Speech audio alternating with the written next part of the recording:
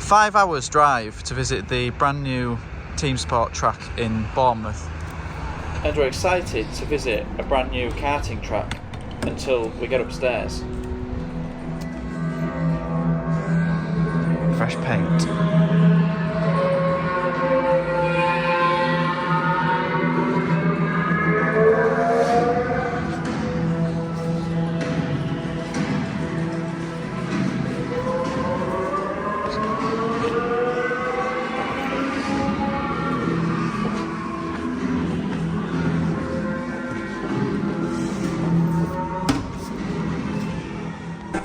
We now realise these are no longer karting venues.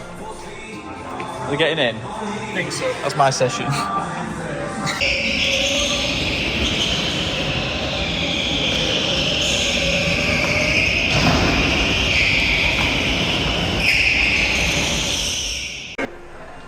So the track looks good, but we'll get to that after the unavoidable. This is a sports bar / arcade, and it's obviously not karting centric anymore. It's more of an entertainment centre. I do like the cameras on the track. As you'll see more and more, there's a lot less about karting and more about gaming, arcades, just being there for entertainment rather than the karting, which is fine. It's just it's not like the traditional karting tracks that you're used to.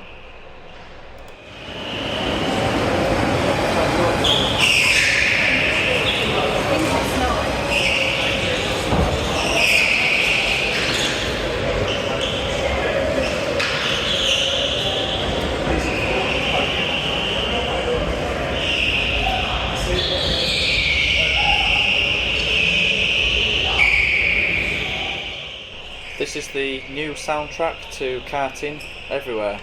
Once everything goes electric, all you'll hear is tyre squeal.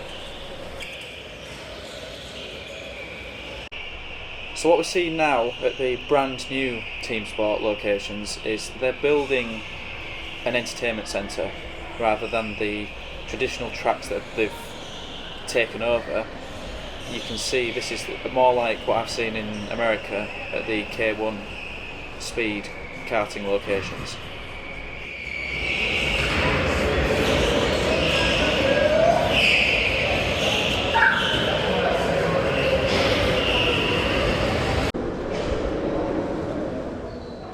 So this is my absolute first time on track. I'll do a quick summary for this video, and the full footage will be separate on my YouTube.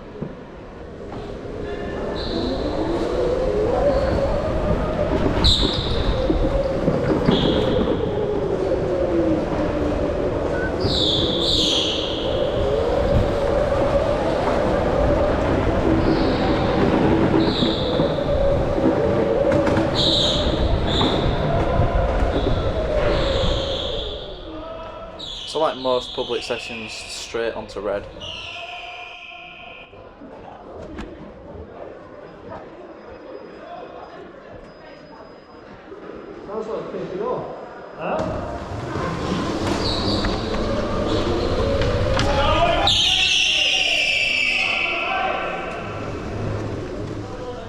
And straight on with people who didn't pay attention in the briefing, of course.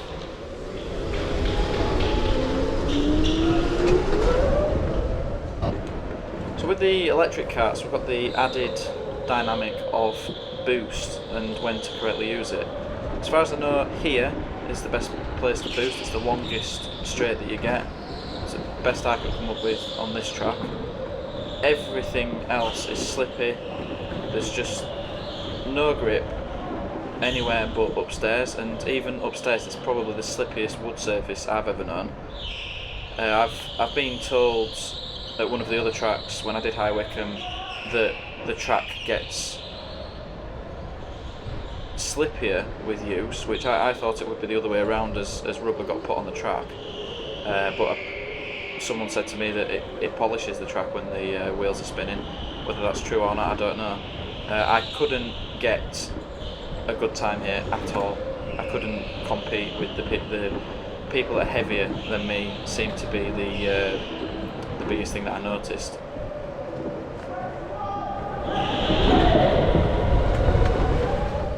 So perhaps even more indicative of the stray away from karting is that when I've looked for the track length on the Teamsport website, it doesn't actually come up. There isn't actually that info available on the website, whereas it used to be a key point.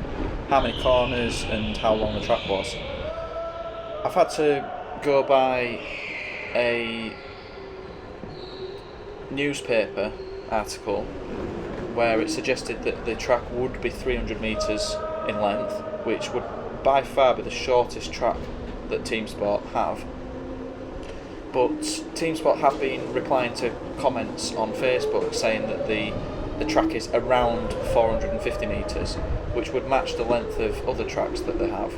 Whether that's true or not, I have no idea, but it says that the average lap time on the website is 60 seconds, and we were going round in 33 seconds, which I'm surprised that even after a few weeks, I am actually 110 on the leaderboard, and yet I couldn't keep up with what I am going to say were amateur karters on track. I couldn't keep up with them, and they were obviously probably twice my weight.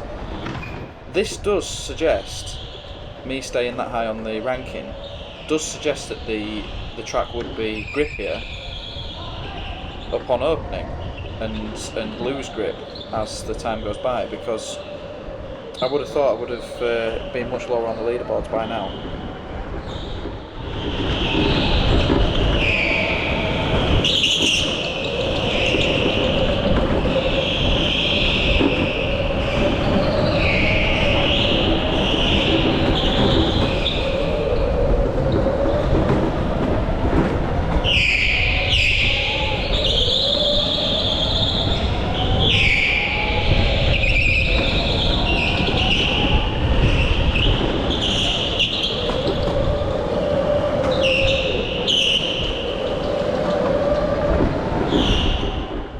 So if you're wondering, the start line is here, and I think that's perfect for lining up for a good lap. So as in, you'll sacrifice a lap in order to get a good lap. You'll sacrifice the second lap in order to get a good lap on the first one, because it's right on a braking point, and if you avoid braking, then you'll get over the line quicker. I think this point here on the right is where people are going to absolutely smash into the barriers. Everything you'll see down here is just slippy. All this painted area is slippy. I got forced round here, and yeah, they weren't happy that I spun around myself. Wait for us to turn you around. Alright. Okay. Spun up. No, he got trapped. You didn't just went out. Right, let's go yellow, get moving. I bet you've had a fun day. No, you're right. Okay, and then the moving go green. So other than the slippiness of the track, there's just this one corner now, this hairpin here, is bumpy as hell, and that's the biggest thing that puts me off this track is just that bump there. The rest of it is smooth, if we forget about the fact it's this slippy. And obviously this is a good session for showing you what it's like going to a public session, because obviously things like that happen. You just get rammed into, you see them all hitting each other, and that's what happens on these public sessions. If you want a good karting session, you go to a members night, or you go with 10 of your friends that don't mess around.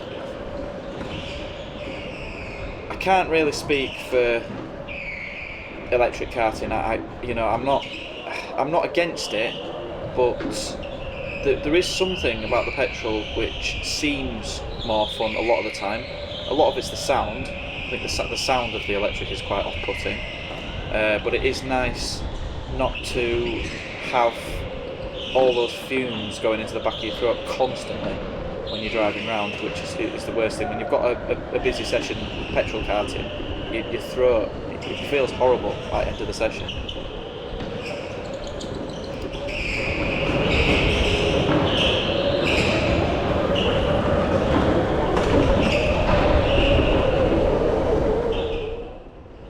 Right, so that's your quick review of Teamsport Bournemouth, a brand new track.